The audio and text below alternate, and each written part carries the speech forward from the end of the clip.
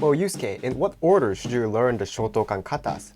We'll find out the kata orders that I prefer in this video. So I get this question a lot. I think a lot of you seeing my channel started learning karate or has become interested in it. But you know, there are so many katas in Shotokan that you have trouble finding which one you should do, or maybe if you're in the middle of the road, maybe you're deciding on which kata you should learn next. Well, this is just my opinion, but here's the order of the katas that you should start learning. So group number 1 is this. It's a combination of all the Heian katas and Tekki katas. So first I think you should start out by Heian Shodan, which is the very first kata, which I have a video on. But this covers all the basics, you know, moving forward, moving to the side, turning, punching forward, and all that. So that comes first. The second step, you know, is a combination of Heian Nidan and Tekki Shodan. Tekki, all the tekkis move sideways, so you get to learn the movements of Kibadachi. So that was group number 1. Make sure, this is very important, make sure you take a lot of time practicing this over and over and over. If you don't get this part correctly, then you're not going to be able to do all the difficult ones in later the road. So please take at least 1 year practicing the Heian and Tekki katas. From there we move on to these 4. This is a combination of the basic techniques that you've learned in the Tekki and Heian katas. The list goes from Meikyo, Wankan, Jion, and Enpi.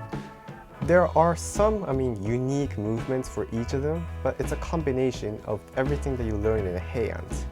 I know Wankan and Meikyo, people practice it later down the road, but I think it's a combination of a simpler movement, so I put it here.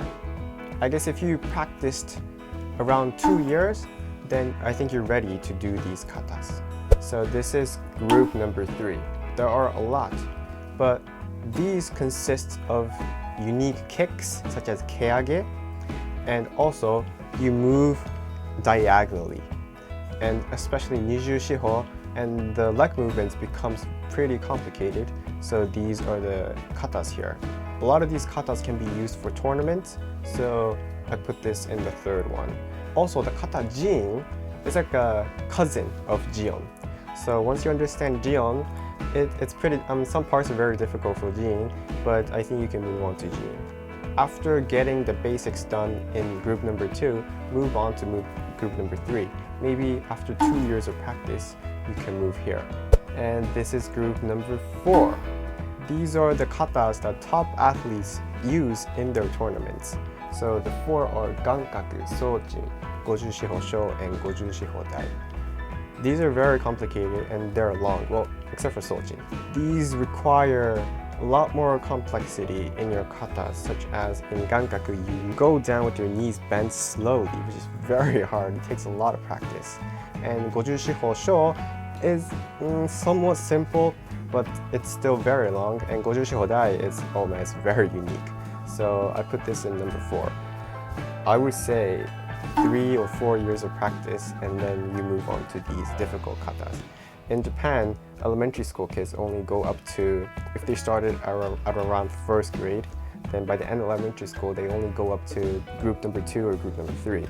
So I think you get the point. Very hard. Then the last group is this. These katas, I think you need a lot of practice, like 10 years. Chinte, Hangetsu, and Unsu. Unsu is also used in tournaments, so I think a lot of you guys seen it before, but it's a very unique kata. I doubt if it's a Shotokan kata because it's so different from the other ones. Chinte and Hangetsu are very slow-paced katas, so I only see, masters in their after 30 or 40 years of practice doing it. It's not that common, but I think I'm still not being able to understand the complexity because it's so hard. But I just put it here because I still can't do it.